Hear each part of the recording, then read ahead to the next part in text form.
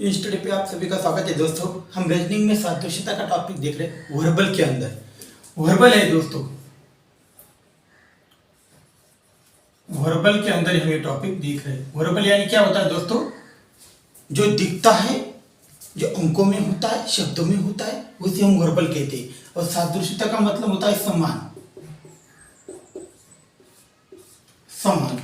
अब इसमें हम देखते हैं कि अंकों वाला जो टॉपिक था, मतलब जो अंकों से रिलेटेड टॉपिक आता है, उसके अंदर आपको स्क्वायर या घन पूछा जाता है दोस्तों। टेबल याद करने की जरूरत नहीं है दोस्तों। जब आपको बोला जाए 12 का स्क्वायर अगर आपको निकालना हो तो किस तरह से निकालो? 12 का स्क्वायर यानी 2 बार 12 हो सकता है, तो 12 × 12 कर दो तो 144 होगा। आपको 144 याद करने की जरूरत नहीं है। अगर यहाँ पे स्क्वायर है, यहाँ पे स्क्वायर है, तो फिर 12 × 12 होगा तो 144 होगा। यहाँ पे भी बोल घन होगा, मतलब आपको मान लो 3 है और 3 का आपको घन पूछा गया है, तो घन किस तरह से निकालोगे? 3 बार 3 हो सकता है, ये पॉसिबिलिटी है। 3 तिहाई 9, 9 तिहाई 27, ये बन सकता है। यहाँ तक आपको कोई दिक्कत नहीं होनी चाहिए दोस्तों। जब आपका स्क्वायर करना हो, चाहे आपको घन करना हो, तो आपको फार्मूला यही है कि याद करने की जरूरत नहीं है। आपको कैलकुलेशन करना है सिर्फ कि पूछा क्या गया है। 3 का स्क्वायर है तो फिर 3, तो यहाँ पे 3 का स्क्वायर दिया है तो 3 बार आएगा। अभी यहाँ पे मान लो 11 का स्क्वायर है, 11 का स्क्वायर पूछा है, तो किस तरह से करेंगे? 11 2 बार आएगा, 11 × 11 होगा, तो 11 11 कितना होगा? 121। 11 × 11 करोगे तो 121 आएगा। तो आपको यहाँ पे टेबल याद करने की जरूरत नहीं। अगर आपको बोला जाए कि भाई 9 का स्क्वायर करना है तो 9 आएगा। एक मिनट दोस्तों,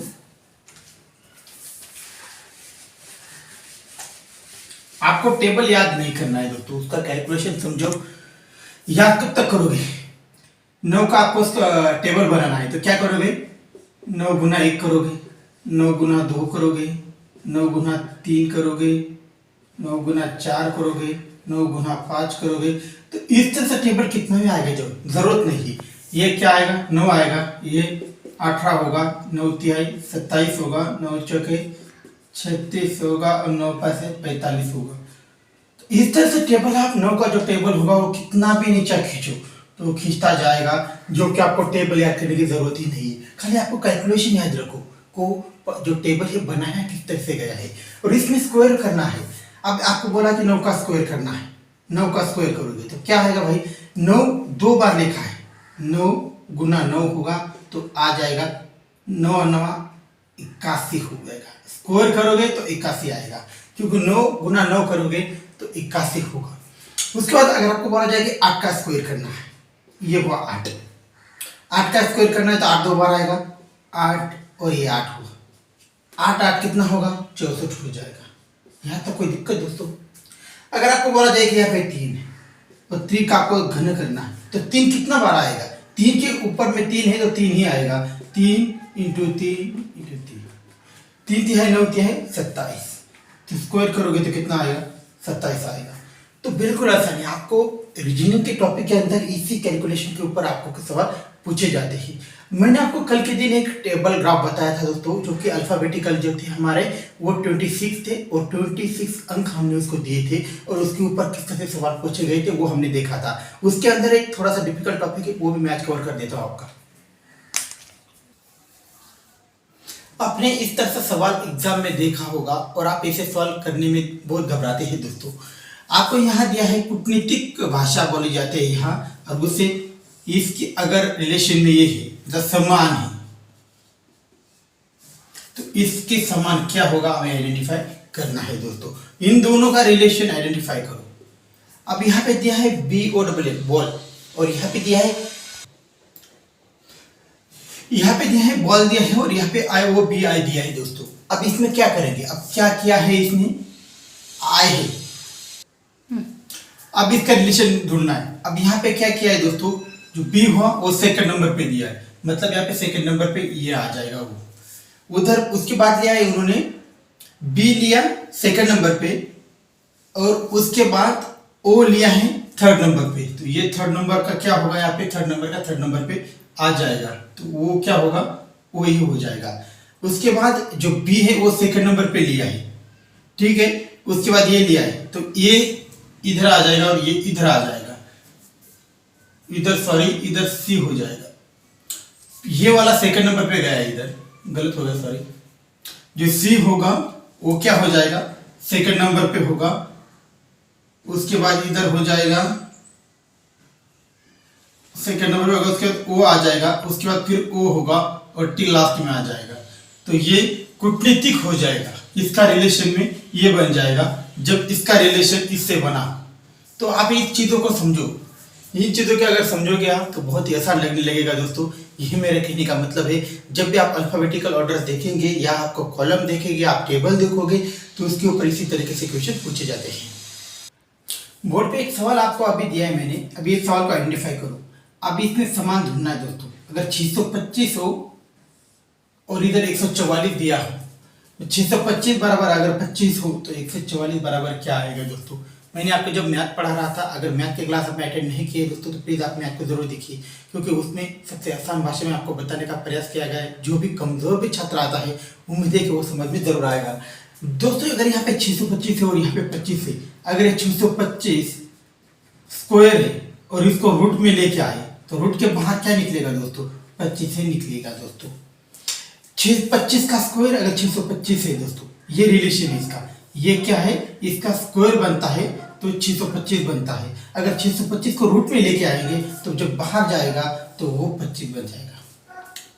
अब यहाँ पे उसी तरीके से 144 को अगर हम स्क्वायर में लेंगे, इसको अगर हम रूट में लेंगे और जब रूट के बाहर जाएगा 144, ये रूट के बाहर जाएगा तो फिर कितना आएगा, तो 12 आ जाएगा, जो कि इधर 12 ही होगा, जो कि हमारा आंसर बन जाएगा। क्योंकि ये रूट में है, इसका स्क्वायर है, 12 का स्क्वायर 144 है, और 144 अगर हम रूट में लेते हैं तो 12 निकल के आएगा। इस प्रकार से यहाँ भी हमने वही किया था, 625 को अगर रूट में लेते हैं, रूट के बाहर जब भी निकलेगा तो 25 आ जाएगा, मतलब 25 का स्क्वायर 625 होगा। उसी प्रकार से 12 का स्क्वायर 144 है, तो इसको रूट में लेते हैं तो 12 निकल के आता है बाहर। बिल्कुल आसान कैलकुलेशन है। संगत सादृश्यता के अंदर जो समान होते हैं, टॉपिक वर्बल के अंदर पहला टॉपिक आज हम खत्म कर रहे हैं। हम अब कल के दिन जो टॉपिक देख रहे हैं दोस्तों, वही विजातीय पद, ऑन और इवन हम देखने वाले कल के दिन। जो और पद होते हैं वो हमें ढूंढना है, विजातीय पद हमें ढूंढना है, वो हम कल के दिन देखेंगे। वर्बल के अंदर सेकंड टॉपिक होगा हमारा कल के दिन। अभी तक मुझे लगता है कि सादृश्य के अंदर आपको समझ में आया होगा, आपको क्या क्या पूछा जा सकता है इसके ऊपर हम एक बार फिर चर्चा कर लेते हैं।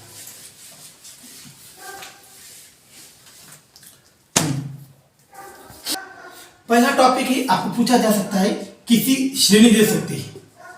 अगर श्रेणी दी हो, श्रेणी देंगे और एक पद आपको बोला जाएगा, एक पद आपको निकालना होगा, ठीक है। एक पद आपको आइडेंटिफाई करना होगा कि क्या हो सकता है। सेकंड बोल सकता है स्क्वायर कर सकता है, अगर आपको बोल देगा किसी पद का स्क्वायर निकालना है। उसके बाद बोल सकता है आपको घन निकालना है, किसी पद का घन निकालना है।